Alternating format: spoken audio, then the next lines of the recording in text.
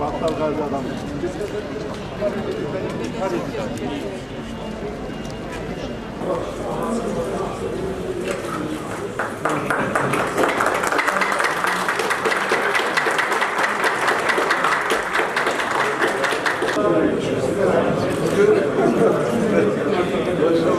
Çok güzel bir eser.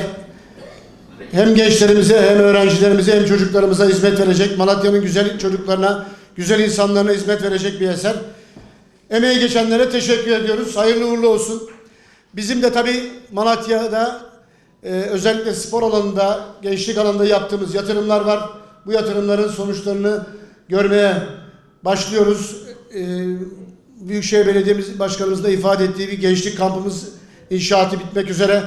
Güzel bir tesis ortaya çıktı. Yüzme havuzları, spor salonları. Yani kapalı spor salonlarıyla beraber Malatya'mızın gençlerine, çocuklarına hizmet edecek eserleri ortaya çıkartıyoruz. Tabii bu depremin yaralarını sarmak için bütün bakanlıklarımız olarak üzerimize düşen görevi yapıyoruz.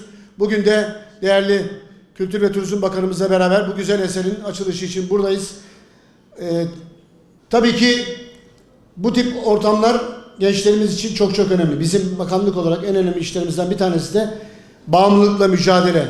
Gençlerimizi uyuşturucunun, kötü alışkanlıkların pençesinden uzaklaştırmak. Bunun yapılacağı mekanlar belli. Spor tesisleri, yüzme havuzları, gençlik merkezleri ve tabii ki kütüphaneler. Burada çok modern bir kütüphane var. Eserleriyle gençlerimiz burada hem ders çalışacaklar, hem kültürel aktivitelerde bulunacaklar, hem de dediği gibi sıkıldıkları zaman da onları çeşitli aktiviteleri yapabilecekleri kafeteryalar var, bilim merkezleri var, atölyeler var. Dolayısıyla tamamıyla gençlere, çocuklara yönelik güzel bir kompleks oluşmuş. Okuyan, araştıran gençler lazım. Malumunuz Türkiye büyüyor. Gençlerimize bizim en büyük sermayemiz. Bu gençlerimizi en iyi şekilde yetiştirmemiz gerekiyor.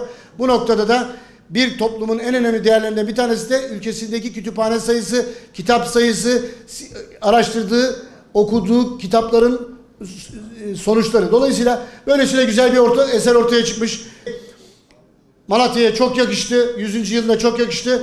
Bu eserin yapımında emeği geçen herkese teşekkür ediyoruz.